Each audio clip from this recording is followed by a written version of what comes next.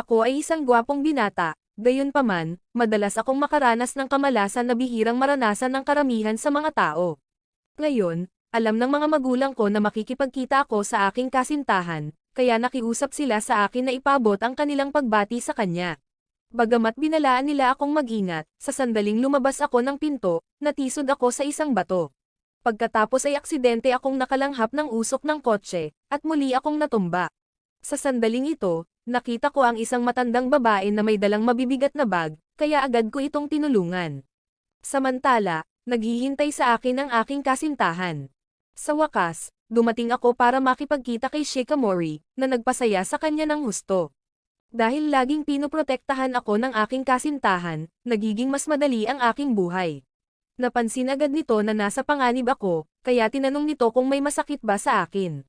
Ang pag-aalaga ng aking kasintahan ay nagpasaya sa akin ng husto. Biglang, muntik na akong masagasaan ng kotse. Gaya ng dati, ginamit ni Shikamori ang kanyang katawan para protektahan ako, kaya ako ay tuluyang namangha sa aking kasintahan dahil napakakul nito habang pinoprotektahan ako. Ngayon ang seremonya ng pagbubukas ng bagong taon ng pag-aaral.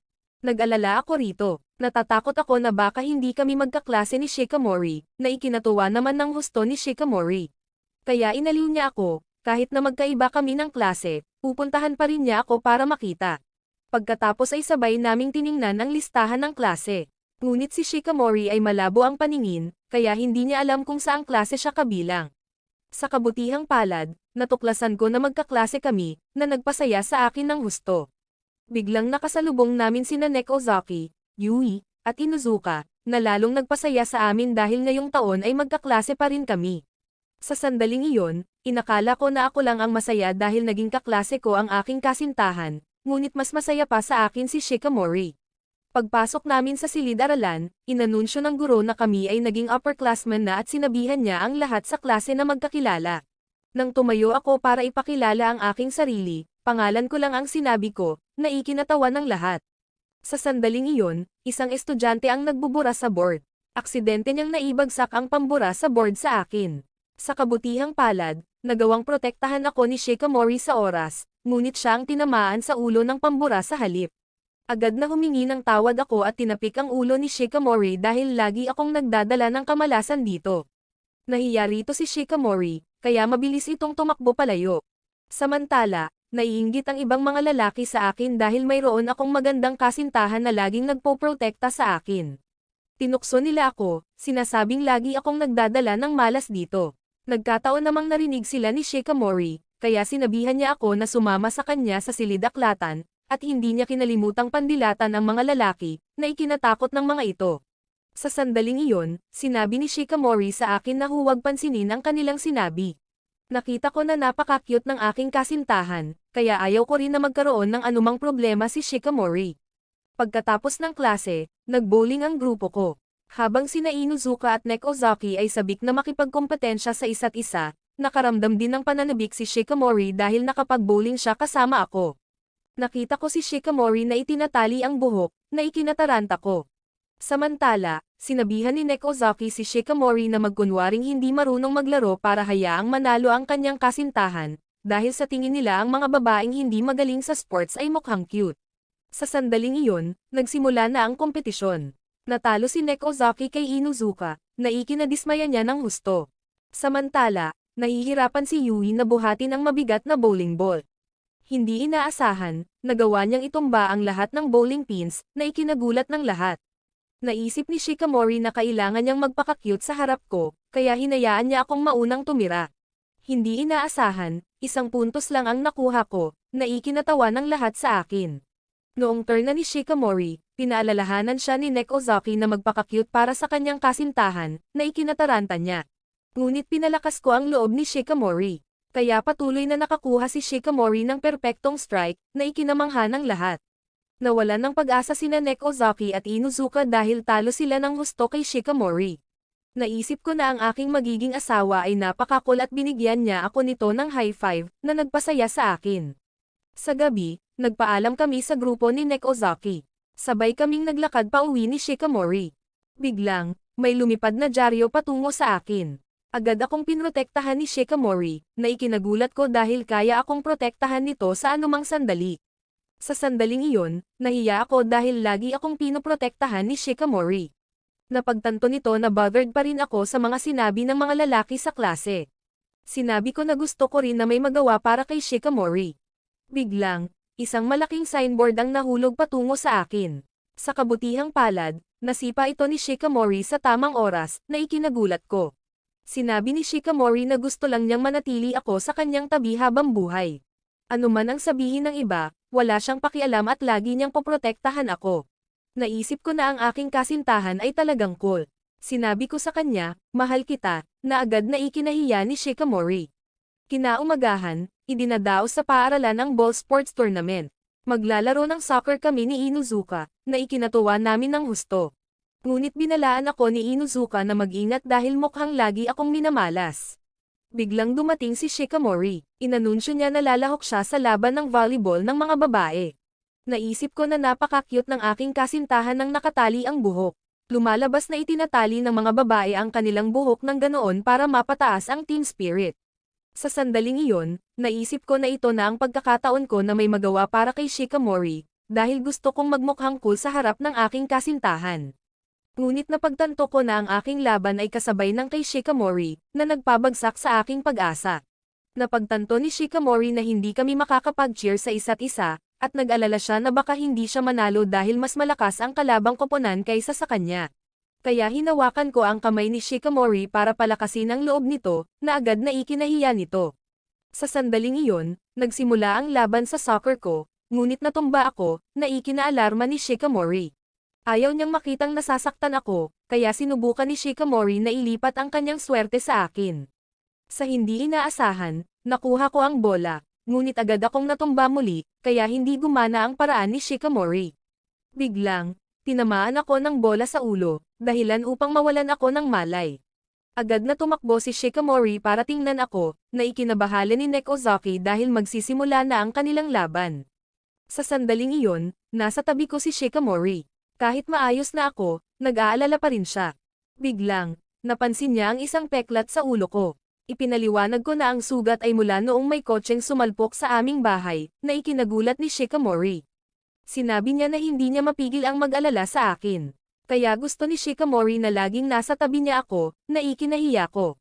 Noong aalis na si Shikamori, sinabi ko, poprotektahan din kita.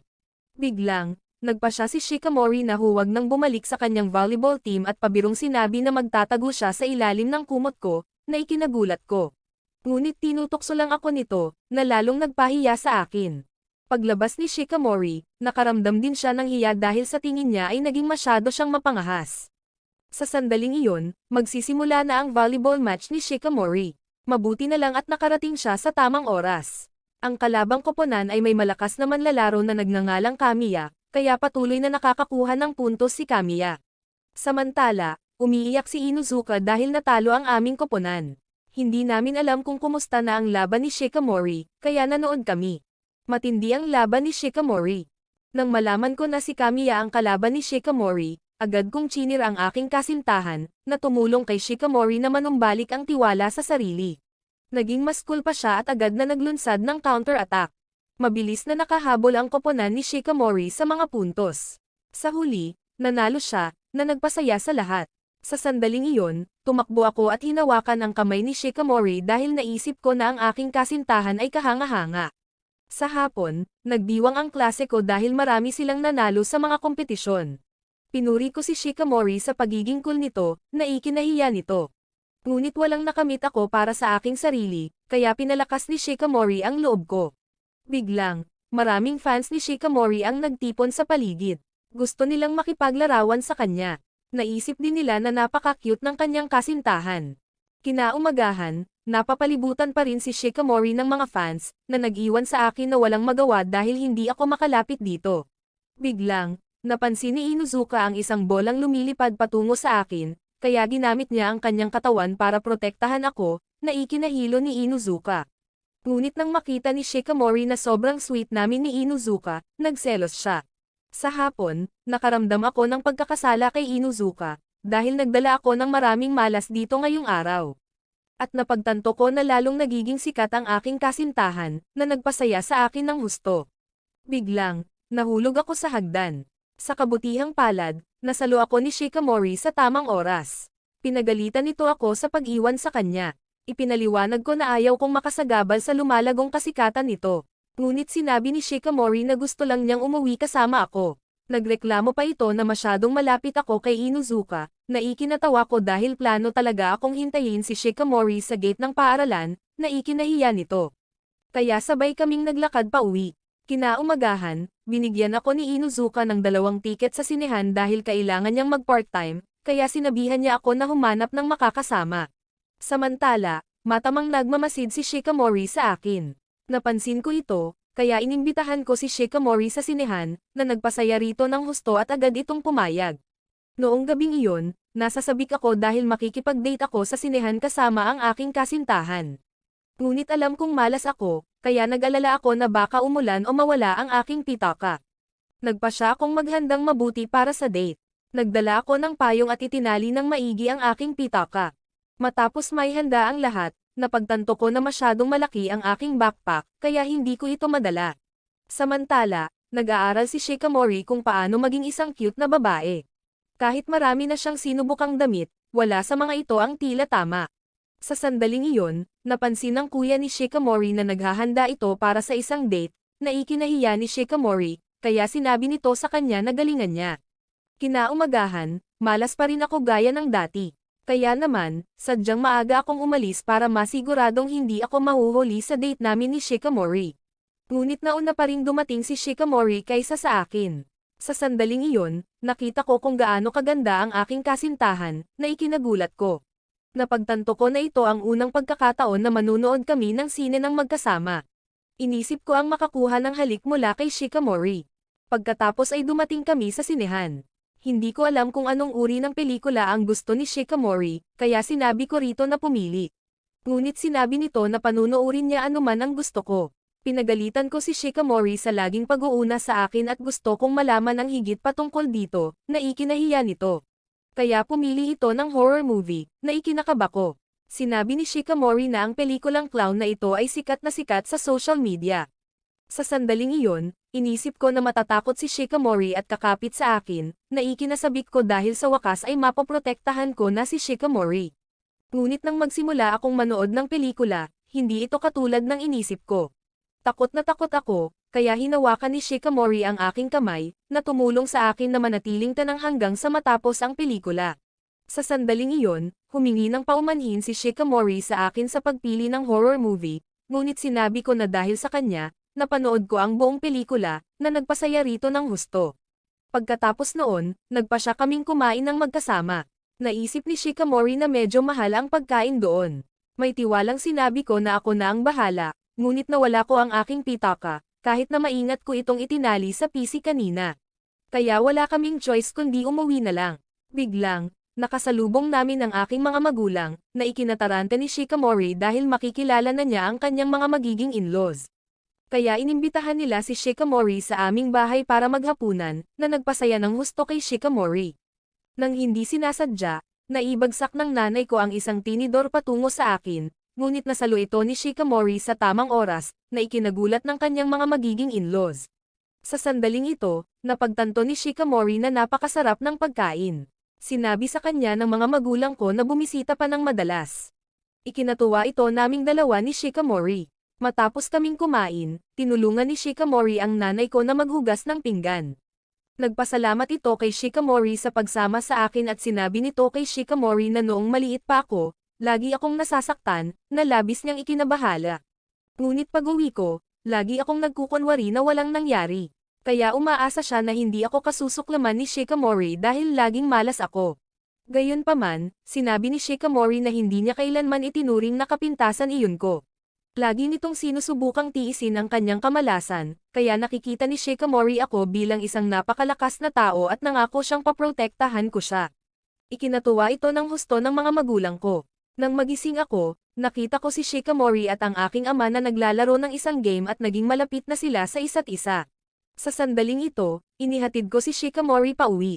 Humingi ako ng paumanhin kay Shikamori sa pagtulog, ngunit sinabi ni Shikamori na nag-enjoy siya ngayong araw. Sa susunod, gusto niyang manood muli ng sine kasama ako. Kinaumagahan, napagtanto ko na dumating na ang tag-init. Dahil hindi ko kaya ang araw, kailangan kong maupo sa lilim at nararamdaman ko na masyadong mainit ngayon. Kaya dinalhan ako ni Shikamori ng tubig, na nagpasaya sa akin ng husto dahil napakamaalalahanin ni Shikamori. Gusto rin ni Yui na payungan ako, ngunit hindi ito sapat ang tangkad. Sa sandaling ito, iminungkahi ni Ozaki na pumunta sila sa dalampasigan ngayong tag-init, na ikinasabik ni Shikamori. Naalala ko na noong maliit pa ako, madalas akong ma-heatstroke sa beach, kaya lagi akong kailangang maupo sa lilim. Alam ni Inuzuka na takot ako sa araw, kaya iminungkahi niya na sa ilog na lang kami pumunta. Ayaw ko na maapektuhan ang plano ng lahat, ngunit sinabi ni Inuzuka na ang mahalaga ay ang magsaya ng magkakasama. Nararamdaman ni Yui na ang pagpunta sa ilog ay medyo mapanganib din. Sinabi ni Shikamori na poprotektahan niya ako. Inisip ng lahat na napakakul niya. Sa sandaling ito, nagsimula na kaming maghanda para mamili ng magkakasama. Gusto ni Ozaki na bumili ng swimsuit. Tinanong ni Shikamori ako kung marunong ba akong lumangoy, ngunit takot pa rin ako sa araw, kaya hindi ako nagsuot ng swimsuit. Sa sandaling ito, naghahanap si Shikamori ng isang sexy na swimsuit para ipakita sa akin, na ikinagulat ni Ozaki dahil ang swimsuit na pinili nito ay masyadong mapangahas, na ikinahiya ni Shikamori. Naalala nila ang unang pagkakataon na nakilala nila si Shikamori. Napakaganda niya. Napagtanto ni Ozaki na siya ang uri ng babae na gugustuhing pakasalan ng sinumang lalaki, kaya gusto niyang makipagkaibigan kay Shikamori. Ngunit hindi alam ni Ozaki kung paano magsisimula ng pakikipag-usap dito. Pagkatapos ay narinig nila ang balita na nagde-date sina Shikamori at ako. Noong oras na para sa basketball class, madaling naagaw ni Shikamori ang bola kay Ozaki at nakapuntos, na ikinagulat nito. Kaya nagpa siya itong kunin ang atensyon ni Shikamori, at agad na gumanti si Ozaki. Nakita ni Shikamori na matamang nagmamasid ako sa kanya, kaya tumanggi siyang matalo. Samantala, nasasabik si Ozaki dahil makikipagkompetensya siya kay Shikamori. Nang matapos ang laban, kinausap na rin sa wakas ni Ozaki si Shikamori. Simula noon, naging malapit silang magkaibigan. Ngayon, tinutulungan siya ni Ozaki na pumili ng angkop na swimsuit. Habang nag-aaral kami ni Inuzuka ng magkasama, lumalabas na mayroon kaming final exams na paparating. Napansin ko na masaya si Shikamori sa pagbili ng isang bagay, na ikinahiya ni Shikamori, ngunit ayaw pa niya itong ipakita sa akin. Sa sandaling ito, pinanghihinaan ng loob ako dahil nabali ang aking panulat habang nag-e-exam, na naging sanhi ng pagkawala ng 15 minuto ng oras ko sa pagsusulit. Napansin ni Shikamori na nawawalan ako ng gana. Noong gabing iyon, hindi pa rin nanumbalak ang motibasyon ko para sa pagsusulit bukas. Biglang tumawag sa akin si Shikamori. Hindi ko alam kung bakit tumatawag si Shikamori ng gabi na. Sinabi nito ang gusto ko lang marinig ang boses mo. Dahil dito ay namula ako, kaya sinabihan ko si Shikamori na tumingin sa langit. Itinuro ko ang lokasyon ng North Star dito. Isa itong bituin na makikita sa buong taon, at ito rin ang paborito kong bituin dahil noong maliit pa ako, madalas akong abutan ng ulan habang nagmamasid sa mga bituin, kaya hindi ako nagkaroon ng maayos na gabi ng stargazing. Agad na nangako si Shikamori na sasamahan ako. Ito ay nagpasaya ng husto sa akin. Sinabi ni Shikamori na laging susunod siya sa akin, saan man ito gustong pumunta, dahil lagi siyang masaya kapag malapit sa akin. Dahil dito ay napaiyak ako. Salamat doon, napanatag ng husto ako, kaya gusto kong makita agad si Shikamori. Biglang, sinabi nito na inaantok na siya at ibinaba ang telepono. Lumalabas na sobrang nataranta si Shikamori, na naging dahilan upang hindi siya makatulog. Sa sandaling ito, handa na ang grupo ko para sa aming riverside picnic, na labis naming ikinasabik. Pagdating namin, nakita namin na ang lugar na ito ay napakaganda, at angkop din ito para sa akin. Gusto agad ni Inuzuka at Ozaki na magsimulang mag-ihaw ng karne. Lumalabas na bumili siya ng murang karne sa supermarket. Gusto ni Inuzuka na sumubok magluto, ngunit ang galing niya sa kutsilyo ay malala, kaya agad siyang pinaupo ng maayos ni Ozaki. Gusto ring sumubok ko, na ikinabahala ni Ozaki. Hindi inaasahan, napakahusay kong humawak ng kutsilyo. Lumalabas na marunong akong magluto. Ipinaliwanag ko na madalas akong tinutulungan ng aking ina sa pagluluto, na ikinagulat ni Shikamori dahil hindi niya ito alam. Pagkatapos noon, nagsimula na kaming mag-ihaw ng karne, na nagpasaya sa lahat. Ngunit napansin ko na may ginagawa si Shikamori. Pagkatapos ay pinatikim nito sa akin ang kanyang deep-fried shrimp, na ikinagulat ko dahil magaling sa lahat ng bagay ang aking kasintahan. Ngunit nang matikman ko ito, Agad kong naramdaman na masyado itong maanghang at mapait, dahilan upang mawalan ng pakiramdam ang aking dila. Tinikman din ito ni Shikamori, at hindi rin niya ito kinaya. Napagtanto ng lahat na hindi marunong magluto si Shikamori. Gayunpaman, patuloy kong kinain ang luto ni Shikamori dahil ayaw kong masayang ang pagsisikap nito. Nangako naman si Shikamori na tiyak na mag-aaral siyang magluto ng mabuti, kaya hihintayin ko siya. Sa sandaling ito, natapos na naming pagsaluhan ang inihaw na pagkain. Pagkatapos ay naglabas ako ng s'mores para sa dessert. Lumalabas na ang pagkain ito ay gawa sa inihaw na marshmallows at crackers. Sinabi ko kay Shikamori na ginawa ko ito dahil gusto kong kainin ito. Kaya kumagat ito ng s'more, at talagang nag-enjoy siya. Gusto ni Shikamori na gawan ko siya nito araw-araw. Matapos naming kumain, sinabi ni Shikamori sa akin, sa susunod, gusto ko na ikaw lang ang kasama kong kumain. Pagkatapos noon, lumangoy kami sa ilog ng magkasama. Nahihiya pa rin si Shikamori. Hindi niya alam kung ano ang maiisip ko sa kanyang swimsuit, kaya agad siyang tumakbo palayo. Biglang, nakita ko ang isang batang tinatangay ng agos. Samantala, sinasabihan ni Nek Ozaki si Shikamori na ipakita na agad sa akin ang kanyang swimsuit, ngunit nahihiya pa rin ito. Sa sandaling ito, hindi nila ako makita kahit saan. Lumalabas na tumakbo ako para iligtas ang bata. Pagkatapos noon, dinala ko ang bata sa pampang. Noong turn ko na para umakyat, biglang nakaramdam ako ng pulikat, na naging sanhi ng pagtangay sa akin ng agos. Sa sandaling ito, sumugod din ang grupo ni Shikamori. Nakita nila ako na nahihirapan sa tubig, na ikinabahala nilang lahat. Kaya agad na tumalon si Shikamori para iligtas ako, sa sandaling mawawalan na ako ng malay. Sa kabutihang palad, nagawang mahila ako pataas ni Shikamori sa tamang oras. Salamat doon, ligtas ako. Agad na pinagalitan ni Shikamori ako dahil hindi ako humingi ng tulong sa kanya. Sa sandaling ito, nakahinga ng maluwag ang lahat. Nagpasalamat din ang bata sa akin, at hinalikan niya ako sa pisngi, na ikinaselos ni Shikamori. Sa huli, naging masaya ang lahat sa paglangoy ng magkakasama. Sa sandaling ito, napansin na rin sa wakas ko ang bagong swimsuit ni Shikamori. Agad ko itong pinuri, sinasabing mukhang maganda ito. Pagkatapos noon, namili kami ng magkakasama. Ano man ang isuot ni Shikamori, laging iniisip ko na napaka-adorable nito. Sa sandaling ito, nakakita kami ng isang ice cream shop na punong-puno ng mga customer, kaya nagpa siya kaming bumili ng ice cream. Naisip ko na masarap ang ice cream. Inalok ni Shikamori ako na kumagat sa kanyang ice cream, na ikinahiya nito, ngunit nahanap ko itong masarap. Noong turn na ni Shikamori na tikman ang ice cream ko, hindi inaasahan na kinain ito ni Inuzuka sa halip, na ikinagulat ko. Nagalit si Shikamori at kinain ang ice cream ni Inuzuka dahil sinira nito ang romantikong sandali. Sa hapon, pauwi na kaming magkakasama. Pagod na ang lahat. Sa sandaling ito, napansin ko na inaantok na rin si Shikamori, kaya sumandal ito sa balikat ko, na ikinataranta ko dahil napaka-cute nito tingnan. Nang magising siya, nakita ni Shikamori ako na nakasandal kay Inuzuka habang natutulog, kaya hinila niya ako patungo sa kanya. Kinaumagahan, pagod pa rin ako dahil masyado akong nababad sa araw noong nakaraang araw. Sinabi sa akin ni Shikamori na subukang magpahinga sa bahay. Biglang, nakakita ako ng isang notification, magkakaroon ng fireworks festival ngayong weekend. Kaya agad ko siyang inimbitahan si Shikamori na sumama sa akin. Ito ay nagpasaya rito ng husto. Sa sandaling iyon, nalaman ng mga magulang ko na manunood ako ng fireworks kasama ang aking kasintahan, kaya pumili sila ng yukata para sa akin. Biglang, ipinaalala ng ama ko ang isang mahalagang bagay. Samantala, nag-aaral si Shikamori kung paano magsuot ng yukata. Napansin ng kanyang kuya na hindi niya alam kung paano itali ang obi belt, kaya tinulungan nito si Shikamori, at pinagalitan siya nito sa pagiging clumsily. Ito ay nagpagalit kay Shikamori.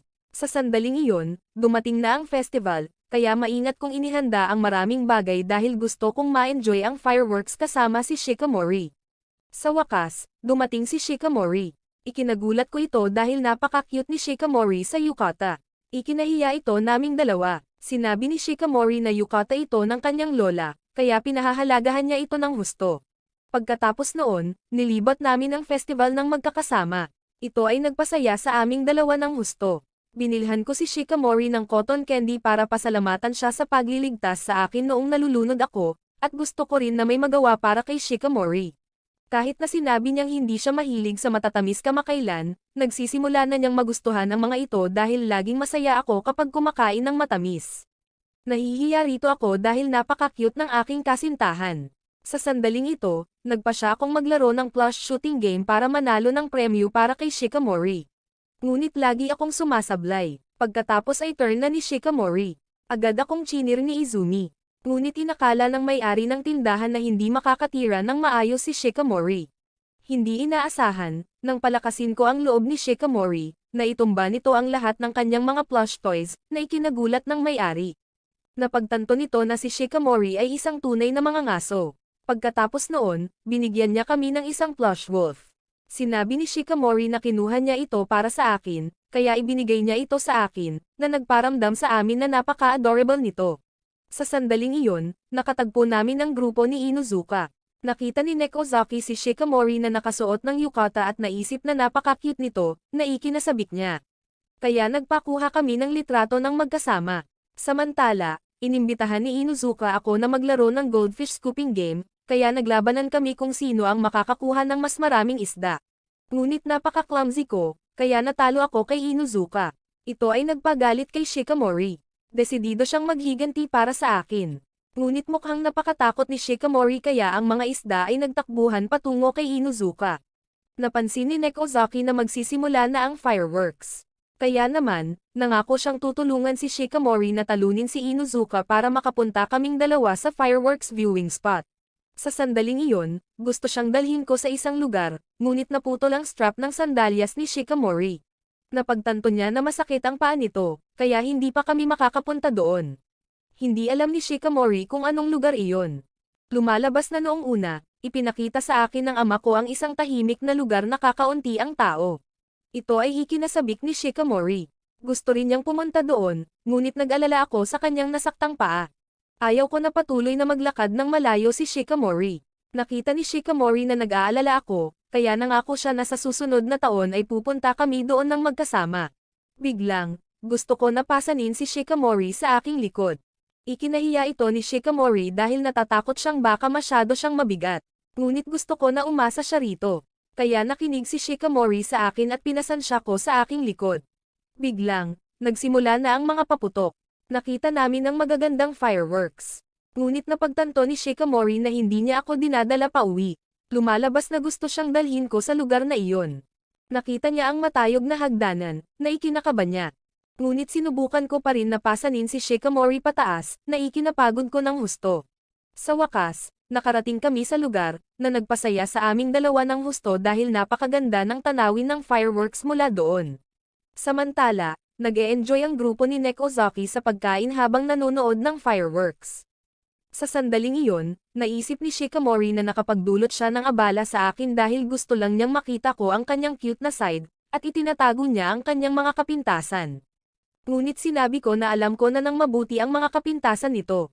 Ito ay ikinagulat niya. Sinabi ko sa kanya na noong nakaraang taon ay gusto ko na imbitahan si Shikamori na manood ng fireworks, ngunit wala akong lakas ng loob na magtanong. Ito ay nagpagalit kay Shikamori dahil noong nakaraang taon ay naghihintay siyang kontakin ko siya, na ikinagulat ko. Ngunit ngayong taon, sa wakas ay napanood na namin ang fireworks ng magkasama, na nagpasaya ng husto kay Shikamori. Matapos ang fireworks, pinasan ko muli si Shikamori pabalik, ngunit nadulas ako. Sa kabutihang palad, nasalo kami ng ama ko sa tamang oras. Lumalabas na ang mga magulang ko ay nanood din ng fireworks, at nakasunod sila sa aming dalawa sa buong oras. Ito ay ikinagulat naming dalawa ni Shikamori. Pagkatapos noon, sabay-sabay na kaming umuwi. Sa sandaling ito, tapos na ang summer vacation, kaya ang klase ko ay kailangang maghanda para sa cultural festival. Tinulungan ko ang mga babae sa kanilang mga costume. Samantala, si Shikamori ay nasa class decoration team. Nakita kong mukhang napakasaya ni Shikamori. Ito ay nagpaalala sa akin, noong nakaraang taon, magkasama kami ni Shikamori sa iisang team, kaya marami kaming oras para mag-usap sa isa't isa. Ngunit nang makita ni Shikamori ang mga babaeng pumupuri sa akin, nagselos siya. Nagpakita siya ng nakakatakot na aura, na ikinatakot ni Inuzuka. Kinaumagahan, nagsimula na ang cultural festival. Ang klase ko ay nagbukas ng isang animal-themed cafe. Desidido kaming manalo ng unang pwesto sa buong paaralan. Sa sandaling iyon, tinanong ni Shikamori ako kung sa tingin ba nito ay mukhang kakaiba ang kanyang suot, ngunit naisip ko na napaka-cute nito, na nagpasaya ng husto kay Shikamori. Nang magbukas ang kafe ng aming klase, marami itong naakit na estudyante. Inisip ng lahat na napaka-cute ni Shikamori. Samantala, naguguluhan ako dahil napaka-clumsy ko. Biglang, natisod at natumba ako, na ikinabahala ng lahat. Sa kabutihang palad, nasalo ako ni Shikamori sa tamang oras, na ikinagulat ng lahat. Sa hapon, sabay kaming naglakad pa uwi ni Shikamori. Nakahinga kaming dalawa ng maluwag. Sinabi ni Shikamori na mas magiging abala bukas, ngunit bukas ay kailangan kong magbantay sa silid-aklatan. Nakaramdam ako ng pagkakasala dahil kailangang magtrabaho ng husto ng lahat sa kafe. Ngunit sinabi ni Shikamori na siya na ang bahala sa parte ng trabaho ko. Ito ay nagpasaya rito ng husto. Nangako akong gagawin ang aking makakaya sa silid-aklatan. Kinaumagahan, nang dumating ako sa silid-aklatan, nakatagpo ko si Kamiya, na ikinagulat ko dahil ito ang makakasama ko sa pag-aalaga ng library. Pagkatapos noon, tinulungan ko si Kamiya na maglagay ng mga libro sa mga istante. Lumalabas na nakatagpo na ko si Kamiya sa silid-aklatan 1 taon na ang nakalilipas. Maganda siya at talentado, kaya sikat na sikat si Kamiya sa paaralan.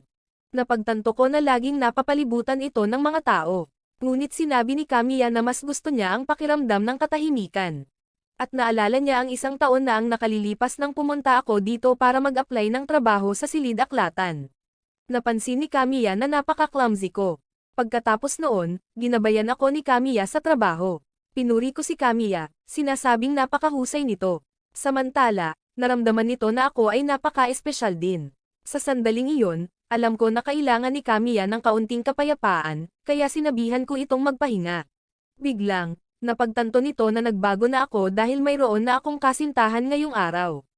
Ikinahiya ko ito, napagtanto rin nito na ang kasintahan ko ay maganda at talentado. Hindi naintindihan ko kung paano nito nalaman ang napakaraming bagay tungkol sa aking kasintahan. Biglang, tinanong ni Kamiya kung paano kaming naging magkaibigan ni Shikamori. Ito ay ikinagulat ko. Umamin si Kamiya na interesado siya rito. Gusto nitong malaman kung kailan kami nagsimulang mag-date. Ito ay nagpagulo sa akin. Inakala ko na gusto ni Kamiya si Shikamori. Samantala, nadidismaya si Shikamori dahil hindi tumugma ang mga numero niya sa akin. Lumalabas na noong cultural festival, ang paaralan ay namahagi ng 600 na numero sa mga estudyante. Ang kanilang gawain ay hanapin ang taong may katugmang numero. Pagkatapos noon, kukuha sila ng selfie ng magkasama at sila ay mananalo. Nag-aalala si Shikamori, hindi niya alam kung sino ang makikipaglarawan sa akin. Kaya nagpa siya siyang hanapin ang taong may kaparehong numero ko para makipagpalitan. Samantala, tinatanong pa rin ni Kamiya ako, kailan pa kayo nagde-date ni Shikamori? Kaya kinailangan ko itong sabihin. Lumalabas na noong nakaraang cultural festival, tumugma ang mga numero ko kay Shikamori. Ito ay nagpasaya rito ng husto, kaya iminungkahi nitong kumuha ng litrato kasama siya. Samantala, inisip ko na napakaswerte ko dahil noong araw na iyon ay gusto ko rin na magtapat kay Shikamori. Nang malaman nito na gusto ring makipaglarawan ko sa kanya, nagulat ito. Biglang, napagtanto niya na nawawala ang kanyang numero. Ito ay ikinagulat ko. Inakala ko na natapos na ang aking love story bago pa man ito magsimula. Iminungkahi ni Shikamori na hanapin nila ang numero ng magkasama. Ngunit naramdaman ko na masyado akong malas, kaya nawalan ako ng tiwala sa sarili. Gayunpaman, desidido si Shikamori na hanapin ang kanyang numero, na tumulong sa akin na manumbalik ang sigla. Kaya umalis kami para maghanap ng magkasama. Ngunit hindi pa rin niya ito mahanap. At ang tuntunin sa pagkuha ng litrato ay kailangang hawak nila ang numero sa kanilang mga kamay. Kaya sinubukan ko na kumbansihin ang miyembro ng student council dahil gusto ko na makipaglarawan kay Shikamori sa anumang paraan. Biglang, pumayag ang miyembro ng student council na bigyan ako ng bagong numero. Ito ay nagpasaya sa amin ng husto. Sa wakas, nagawa namin ni Shikamori na kumuha ng litrato ng magkasama. Sa gabi, nagpa siya akong magtapat kay Shikamori, at tinanggap nito na maging kasintahan ko. Matapos marinig ni Kamiya ang aking love story, naguluhan siya dahil gusto rin niya ako. Samantala, hinahanap pa rin ni Shikamori ang taong may katugmang numero ko, ngunit hindi pa niya ito nahanap. Lumalabas na ang taong may kaparehong numero ko ay si Kamiya. Habang tinatanong ni Kamiya ako kung alam ba nito ang tungkol sa isang kamakailang romance movie, Naramdaman ni Kamiya na parang nasa pelikulang iyon siya dahil ang babae sa pelikula ay nanood din habang ang taong mahal niya ay kinuha ng iba. Ngunit wala pa rin siyang sinabi. Biglang, nahanap ni Nekozaki si Kamiya. Gusto nitong makausap si Kamiya ng pribado. Kaya nakiusap si Shikamori na makipagpalitan ng numero. Sa sandaling iyon, napagtanto ni Kamiya na mayroon siyang kaparehong numero ko. Kahit na ayaw niyang ibigay ito kay Shikamori, pumayag pa rin siyang makipagpalitan. Nagtataka ako kung ano ang nangyayari. Sinabi sa akin ni Kamiya na maaari na akong umalis ng maaga, siya na ang bahala sa mga tungkulin sa silid-aklatan para sa akin. Ngunit tumanggi ako dahil hindi ko maaaring hayaan si Kamiya na kumuha ng aking trabaho. Ito ay ikinagulat nito, kaya naghintay din sina Shikamori at Nekozaki sa akin. Nakita ni Shikamori ako na masayang nakikipag-usap kay Kamiya. Ito ay ikinagulat niya. Pagkatapos noon, bumalik ako sa aking klase kasama si Shikamori. Bumalik din si Kamiya sa kanyang klase. Ito ay nagpasaya sa lahat, kaya agad nila itong pinalibutan, na tumulong sa kafe ng kanyang klase na makaakit ng maraming customer. Gayunpaman, iniisip pa rin ni Kamiya ako. Napagtanto niya na pinupuri ng lahat ang kanyang hitsura, ngunit ako lang ang tunay na nakakaunawa sa kanya. Ito ay nagpahirap kay Kamiya, kaya lumabas siya para lumanghap ng sariwang hangin. Napagtanto ni Kamiya na si Shikamori ay kabaligtaran niya ng husto. Inakala ko na wala siyang pagkakataon. Biglang, nahanap ni Shikamori si Kamiya. Pumunta siya para ibalik ang numero kay Kamiya.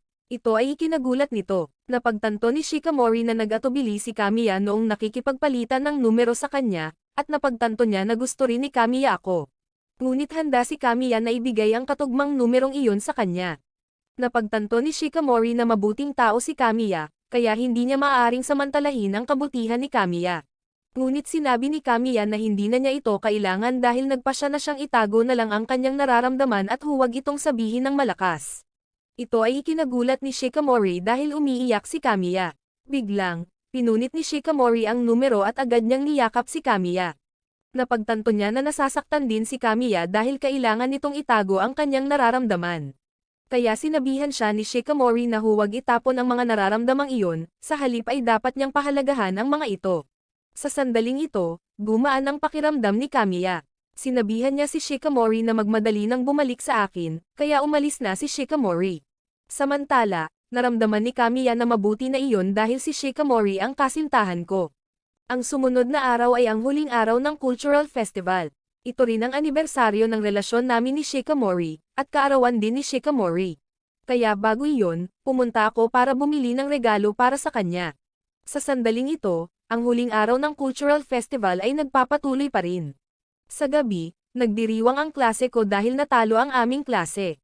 Ito ay nagpadismaya sa grupo ko. Samantala, nagulat sina Nekozaki at Yui dahil hindi nakipaglarawan si Shikamori sa akin.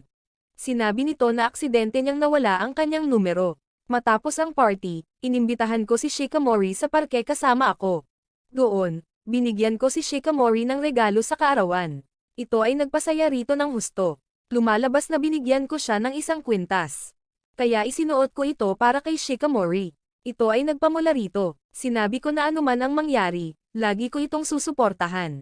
Napagtanto nito na hindi nagbago ako kahit konti, at umasa si Shikamori na mananatiling ganoon ako dahil ayaw niya akong mawala. Ngunit sinabi ko na tinulungan niya akong magbago ng malaki. Kaya naman, nagpasya ako na susubukan kong maging mas malakas para makaramdam si Shikamori ng kaligtasan at kaligayahan sa aking tabi.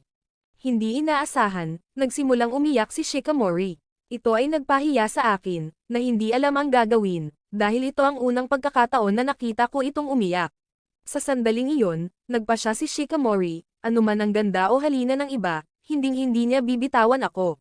Ikinahiya ko ito, inisip ko na napaka-adorable ng aking kasintahan. Kinaumagahan, narinig ng grupo ni Inuzuka na may sakit ako. Ito ay ikinasabik nila. Nag-text ako kay Inuzuka, na hinihiling dito na kumuha ng notes para sa akin. Ngunit hindi ito alam ni Shikamori. Ito ay nagpaselos sa kanya. Sa sandaling iyon, naramdaman ni Inuzuka na laging nakikita siya ni Shikamori bilang isang karibal sa tuwing malapit siya sa akin.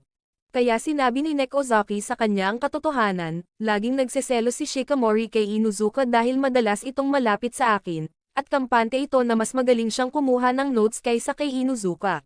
Pagkatapos ng klase, inimbitahan ni Shikamori si Inuzuka na bisitahin ang bahay ko kasama siya. Ito ay ikinasabik ni Yui. Hindi siya sigurado kung magandang ideya ba na magkasama silang pumunta. Sa sandaling iyon, pumunta si Shikamori sa supermarket para bumili ng fruit lozenges para sa akin. Ngunit hindi niya alam kung alin ang pipiliin, kaya hiningi niya ang opinyon ni Inuzuka. Nang hindi niya namamalayan, tinawag niyang kuya, si Inuzuka. Ito ay ikinagulat nito. Agad na nahiya si Shikamori at nagmamadaling nagbayad. Pagkatapos noon, binigyan niya si Inuzuka ng isang supot ng candy dahil tinulungan niya itong pumili ng candy para sa akin. Hindi inaasahan, lumitaw si Yui. Lumalabas na sinusundan niya sila para malaman kung bakit ayaw ni Shikamori kay Inuzuka. Napagtanto niya na si Shikamori ay may kuya, at si Inuzuka ay kahawig ng kanyang kuya. Ito ay ikinagulat nila. Ipinaliwanag ni Yui na ang mga nakababatang kapatid ay madalas na mapag-angkin sa kanilang mga kuya, kaya naintindihan ni Inuzuka kung bakit naiinis sa kanya si Shikamori. Ngunit gumaan ang pakiramdam niya dahil hindi siya kinasusuklaman ni Shikamori. Kaya naman, sinimulan niyang tuksuhin si Shikamori, na nagpagalit dito, kaya kinailangan niyang humingi ng tawad. Kinabukasan, sinabi ni Shikamori kay Nekozaki na makakabalik na ako sa paaralan sa susunod na linggo. Ito ay nagpanatag sa kanya. Biglang nakasalubong nila si Kamiya. Kaya naman, sinimulan ni Nekozaki ang pakikipag-usap at inimbitahan itong sumama sa kanila. Pumayag si Kamiya, na nagpasaya ng husto kay Nekozaki. Pagkatapos noon, naglibot sila sa shopping mall ng magkakasama. Nakakita si Kamiya ng isang napaka-cute na stuffed animal. Pagkatapos ay kumuha sila ng litrato ng magkasama, na ikinasabik ni Nekozaki. Biglang, gustong pumunta ni Nekozaki sa banyo. Kaya ginabayan ni Shikamori si Kamiya para maglaro sa arcade at nanalo ito ng maraming candy. Kaya naman, ibinigay ito ni Shikamori kay Kamiya. Sa sandaling iyon, napagtanto ni Nekozaki na naging malapit na sina Shikamori at Kamiya, dahil noon ay lagi niyang gustong makipagkaibigan kay Kamiya, ngunit lagi nitong tinatanggihan ang kanyang mga imbitasyon. Sa sandaling iyon, nakita ni Nekozaki na naging mas palakaibigan na si Kamiya, na nagpasaya rito ng husto. Hindi inaasahan, nanalo sila ng maraming premyo. Pagkatapos ay naghanda silang maglaro ng basketball ng magkakasama. Biglang, nakatagpo nila ang dalawang babae na gusto ring gumamit ng basketball court. Kaya hinamon nila ang grupo ni Shikamori sa isang match, na ikinasabik ni na Shikamori at Kamiya. Ngunit binalaan sila ng mga babae na lumahok na sila sa mga profesional na tournament noon. Nang magsimula ang laro, napakahusay nilang nagtulungan. Kaya patuloy na nakakakuha ng puntos sina Shikamori at Kamiya, na ikinagulat ng kanilang mga kalaban. Sa huli, natalo ang kanilang mga kalaban. Inakala nila na matalik na magkaibigan sina Shikamori at Kamiya dahil napakahusay nilang magtrabaho ng magkasama. Sa hapon, nagpaalam na si Kamiya kay Shikamori. Sinabi nito na sa susunod ay gusto niyang muling makasama sila bilang mga kaibigan, na nagpasaya ng husto kay Shikamori. Sa sandaling iyon, naglakad pa uwi si Nekozaki kasama si Kamiya. Napagtanto niya na nagbago na si Kamiya, na nagpasaya rito ng husto. Kaya humingi ng tawad si Kamiya kay Nekozaki dahil lagi nitong tinatanggihan ang mga imbitasyon nito noon. Sinabi ni Nekozaki na naging magkaibigan na sila, kaya gusto niyang malaman ang higit patungkol kay Kamiya. At ikinwento ni Nekozaki dito ang tungkol sa amin ni Shikamori. Kahit na nagkunwari si Kamiya na walang pakialam, nahanap ito ni Nekozaki na kakaiba. Kaya tinanong niya si Kamiya, sino ba ang nagpabago sa iyo? Ngunit hindi pa ito maibubunyag ni Kamiya kay Nekozaki, kaya nangako itong sasabihin na lang sa susunod, na nagpasaya ng husto kay Nekozaki dahil unti-unti na silang nagiging malapit. Sa sandaling iyon, naghahanda na ang klase ko para sa sports festival, na nagpakaba sa akin dahil napili ako para sa mixed gender relay race. Samantala, kinamumuhian din ni Yui ang event na ito. Hindi inaasahan, nabunot din niya ang relay race, na ikinagulat niya. Agad na nakipagpalitan ng pwesto si Shikamori sa isa pang babae dahil gusto niyang makipagkompetensya kasama ako, na ikinaselos ng lahat sa kanya. Sa sandaling iyon, nagpaplano na ang grupo ko para sa relay race. Ngunit sinabi ni Yui na pababagalin niya sila dahil kasing bagal niya ako. Nang gustong kunin ni Shikamori ang parte ko, pinigilan siya ni Inuzuka, na nagpagalit dito. Ngunit sinabi ko na ngayong taon ay lilikha kami ng magandang alaala. Sa sandaling iyon, naghahanda na kaming mag-ensayo. Kampante si Nekozaki na mananalo kami. Matapos ayusin ang lineup ng team, si Nek Ozaki ang unang runner na sinusundan ni Yui. Ngunit tumakbo ito ng napakabagal dahil masyadong maikli ang kanyang mga binti. Noong turn na ako, natumba ako. Gayunpaman, sinubukan pa rin kong bumangon. Sa huli, kami lang ni Yui ang nagpabagal sa koponan. Ngunit nanatili kaming positibo at nagpatuloy sa pag-eensayo. Pagdating ng hapon, pagod na kami ni Yui, habang sina Shikamori at ang iba pa ay kailangang magpatuloy sa pag-eensayo para sa ibang event. Kaya kami na lang ni Yui ang naiwan. Iminungkahi niya na mag-ensayo pa kami ng kaunti. Sa sandaling iyon, pagod na kami. Nagpasalamat ako kay Yui dahil sinamahan ko siya nitong mag-ensayo. Ngunit sinabi ni Yui na nag-ensayo siya dahil gusto niyang mag-enjoy ang lahat. Pagkalipas ng ilang araw, nagsimula na ang sports festival, na ikinasabik ng husto ko dahil marami akong ensayo. Ngunit napansin ko na nag-aalala si Yui, kaya pinalakas ni na Shikamori at Nek Ozaki ang loob nito. Habang lumalahok ako sa cavalry battle, naisip ni Shikamori na mukhang napakakul nito. Ngunit sa unang match, natalo kami ni Inuzuka. Sunod naman, lumahok si Yui sa basketball shooting game. Napagtanto ni Inuzuka na masyado itong maliit. Hindi inaasahan, nang ihagis ni Yui ang mga bola, lahat ng ito ay pumasok sa hoop, na ikinagulat ng lahat. Ngunit pangalawa lang si Yui dahil masyado siyang mabagal sa pagkuha ng mga bola. Gayunpaman, napagtanto nila na ginawa ni Yui ang kanyang makakaya. Sunod naman ay ang relay race. Pumwesto na ang team ko, ngunit kinakabahan si Yui, kaya sinabihan siya ni Shikamori na hawakan ang kanyang kamay. Napagtanto ni Yui na nanginginig din si Shikamori. Sinabi ni Shikamori na hindi mahalaga ang panalo o talo, ang mahalaga ay ang mag-enjoy. Ngunit napansin ni Yui na talagang gustong manalo ni Shikamori.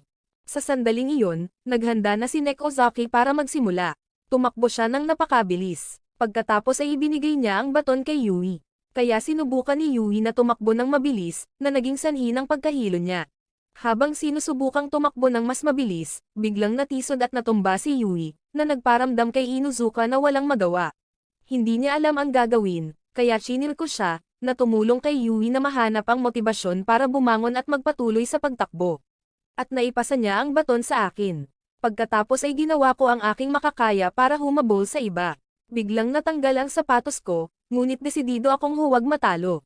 Kaya sumulong pa rin ako. Sa sandaling maipasa ko ang baton kay Shikamori, mabilis itong sumugod. Madaling naungusan ni Shikamori ang ibang mga runner. Samantala, inisip ni Inuzuka na mukhang nakakatakot ito. Kung hindi siya mananalo, malalagot siya. Ngunit napagtanto ni Inuzuka na lahat ay nagsumikap ng husto, kaya kailangan niyang tuparin ang kanyang pangako sa kanila. Pagkatapos ay sumugod na si Inuzuka. Sa huli, nanalo kami sa karera, na nagpasaya ng husto sa koponan ko. At agad ko siyang niyakap si Shikamori dahil naisip ko na ang aking kasuntungan ay mukhang napakakol, na nagpamula rito. Sa sandaling iyon, nagpasalamat si Yui sa amin dahil binigyan namin ito ng napakasayang alaala. Kinaumagahan, lumabas si Shikamori para mamili kasama ang kanyang kuya, na ikinainis niya dahil laging nakabuntot ito sa kanya. Sa wakas, nagawa niyang humiwalay sa kanyang kuya at namili ng mga damit.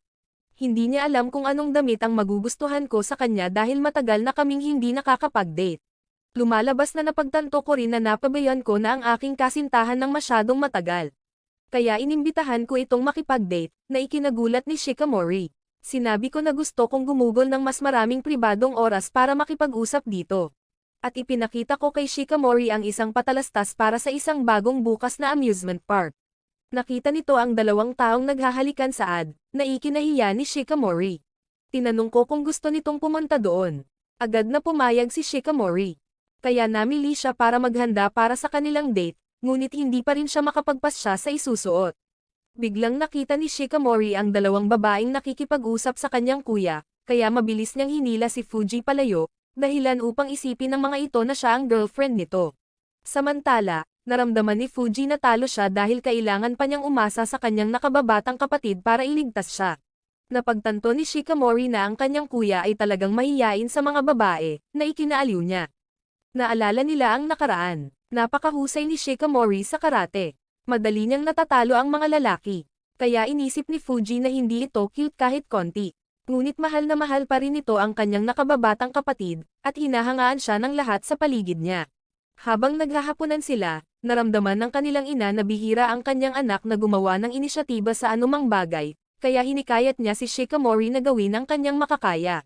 Kinabukasan, nakita ni Shikamori ang kanyang kaibigan na binubuli ng ilang mga lalaki, kaya agad niya itong tinakat palayo, na nagpahanga sa lahat.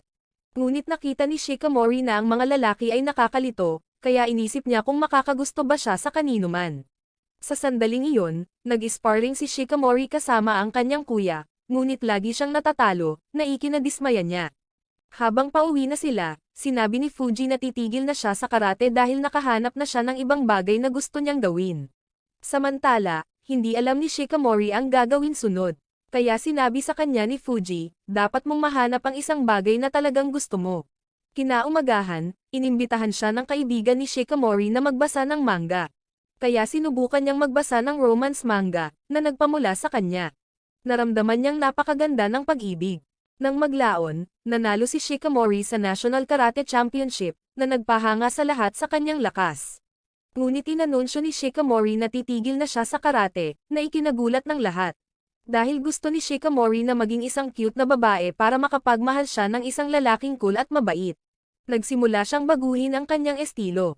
Nang pumasok si Shikamori sa high school, aksidente niyang nakatagpo ako. Ang kanyang exam card ay tinangay ng hangin paakyat sa puno, na ikinaalarma ko. Kaya nagpa siya si Shikamori na akyatan ang puno para kunin ito para sa akin. Hindi inaasahan, nakuha niya ito ng madali, na ikinagulat ko. Inisip ni Shikamori na ang kanyang ginawa ay hindi pambabae, na sumire sa kanyang cute na image. Matapos ang pagsusulit, nagpasalamat ako kay Shikamori dahil tinulungan niya akong makuha ang aking exam slip. Ngunit nadidismaya pa rin si Shikamori sa kanyang sarili. Sinabi ko sa kanya na madalas akong malas dahil lagi akong nakakapagbigay ng problema sa mga nasa paligid ko. Ngunit natutuwa ako na hindi nasaktan si Shikamori habang umaakyat sa puno. Ito ay ikinagulat ni Shikamori dahil inakala niyang hindi cute ang kanyang ginawa, gayunpaman ay ngumiti pa rin ako sa kanya. At sa sandaling iyon, nagsimula na siyang mahulog sa akin. Samantala, nagulat si Fuji na hindi pa rin bumibili ng anuman si Shikamori. Biglang nakakita ito ng magandang lipstick, ngunit masyado itong mahal. Kaya sinubukan ng kanyang kuya ang lipstick kay Shikamori. Lumalabas na noong nakaraang panahon, laging gustong lumabas ni Shikamori kasama ang kanyang kuya. Noong gabing iyon, patuloy na pinapanood ni Shikamori ang komersyal, na ikinahiya niya. Paglabas niya ng kanyang silid, nakita ni Shikamori ang lipstick na pinili niya kahapon. Napagtanto niya na binili ito ng kanyang kuya para sa kanya. Kinaumagahan, handa na si Shikamori para sa date namin. Samantala, napagtanto ko na ang araw na ito ay mahalaga, kaya dumating ako ng napakaaga. Maingat kong pinlano ang lahat. Sa wakas, dumating si Shikamori, na ikinagulat ko dahil ang suot nito ay mukhang napaka-cool. Pagkatapos ay sinimulan na naming galugarin ang amusement park, na nagpasaya sa aming dalawa ng husto. Una, dinala ko si Shikamori sa isang cosplay shop. Naramdaman nito na ang mga palamuti sa buhok ay hindi bagay sa kanya, kaya sinubukan nito ang isang skeleton cloak sa halip, na ikinaaliw ng husto ko. Sunod naman, ginalugad namin ang fairy tale castle ng magkasama. Ikinwento ko sa kanya ang tungkol sa isang prinsesa na natulog sa kastilyong ito sa loob ng 100 taon at ginising siya ng isang prinsipe. Ngunit hindi alam ni Shikamori ang kwento ng Sleeping Beauty. Kaya tinanong niya ako kung anong mga kwento ang gusto ko. Gayunpaman, horror stories lang ang gusto ni Shikamori, at nakapagbasa na siya ng romance manga noon. Kaya gusto ni Shikamori ng isang love story na katulad niyon. Ngayon ay natupad na ang kanyang pangarap, na ikinahiya ko. Sa sandaling iyon, sumakay kami sa roller coaster ng magkasama. Nahanap ni Shikamori na lahat ng narito ay maganda, ngunit nakatulog ako. Napagtanto niya nakahawig namin ang fairy tale kung saan ginising ng prinsipe ang prinsesa sa pamamagitan ng isang halik. Yumuko si Shikamori para halikan ako, ngunit natapos ang ride bago pa man niya magawa. Pareho kaming natuwa, kaya patuloy naming ginalugad ang bawat sulok ng parke. Noong gabing iyon, inanunsyo ng receptionist sa restaurant na nagkamali siya sa reservation ko, na nagparamdam muli sa akin na malas ako. Ngunit pinaupo kami sa pinakamarangyang mesa, na ikinakaba ko. Nang matikman ko ang pagkain, nahanap ko itong masarap. Napansin ni Shikamori ang aking parang batang ekspresyon, na ikinaaliw niya. Naramdaman niya na kapag kasama niya ako, lahat ng nasa paligid niya ay nagiging mas maganda. At tinanong niya ako kung nakikita ba nito ang nasa kanyang mga mata, Dahil tanging ako lang ang nakikita niya, naikinahiya ko dahil patuloy akong tinutokso ni Shikamori. Matapos naming kumain, naalala ni Shikamori ang kissing scene sa patalastas, kaya gusto niyang gawin din ko ang ganoon. Agad itong pumayag, naikinahiya ni Shikamori. Ngunit nagkamali ng intindi ako at inakalang ang ibig sabihin nito ay ang paghawak ng kamay. Biglang naalala ko ang aktual na kissing scene, na ikinataranta ko. Sa sandaling iyon, nanginginig ako. Hindi ko alam kung paano hahalikan si Shikamori. Kaya iminungkahi ko na kumuha na lang ng litrato ng magkasama. Hindi inaasahan, nagkaroon ng power outage sa parke. Inakala ko na masyado lang akong malas, kaya hinawakan ni Shikamori ang aking kamay para aliwin ako. Sinabihan siya nito na gamitin ang flashlight ng kanyang telepono. Ngunit nakaramdam pa rin ng pagkakasala ako. Biglang hinalikan ni Shikamori ang aking kamay. Naramdaman nitong masaya siya dahil sa ngayon ay kaming dalawa lang, at ang mga mata ko ay nakatitig lang sa kanya. Biglang, hinalikan ko siya sa pisngi, na ikinapulan ng mukha nito. Sinabi ko ang mahal kita, at nangako akong laging mananatili sa tabi ni Shikamori. Ito ay nagpasaya rito ng husto. Sa sandaling ito, bumalik na ang kuryente sa amusement park, ngunit gusto pa rin yakapin ako ng mas matagal ni Shikamori. Kinaumagahan, nahihiya pa rin ako dahil kahapon ay naglakas loob akong halikan si Shikamori. Samantala, tinatanong ni Nek Ozaki at Yui si Shikamori. Alam ni Nek Ozaki na naghalikan kami, ito ay ikinasabik niya. Ngunit nang malaman nila ni Yui na sa pisngi lang hinalikan ko si Shikamori, nadismaya sila. Gayunpaman, gusto ni Shikamori na humigit pa roon kasama ako. Inisip ni Nek Ozaki at Yui na masyado itong mapangahas, ngunit mukhang napakasaya namin. Kinaumagahan, naghihintay pa rin si Shikamori sa akin para pumasok sa paaralan. Biglang may lumipad na lata patungo sa kanya. Sa kabutihang palad, nasipa ito ni Shikamori palayo. Ito ay ikinagulat ng lahat. Inisip ko na ang aking kasintahan ay masyado cool. Maraming salamat sa panonood, sana nag-enjoy ka sa anime na ito. Mag-subscribe at pindutin ang notification bell upang updated ka lagi sa mga bagong video na may upload namin, at para makatutok sa higit pang Tagalog anime recap, magkita tayo sa susunod.